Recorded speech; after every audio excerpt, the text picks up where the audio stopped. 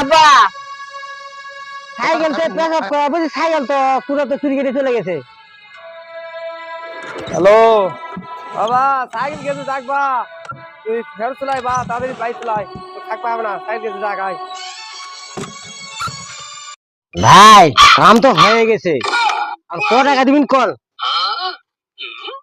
আরে তোমার সাইকেলের যে অবস্থা, 500 টাকা দিই। না ভাই 5 টাকা দিয়ে হবে না, 2000 টাকা দেন। আমার 2000 টাকার সাইকেল এটা নয়। সাইকেল ভালো দেখো আগে। না 500 টাকা দিয়ে যাও। 5 টাকা দিয়ে যাবে না।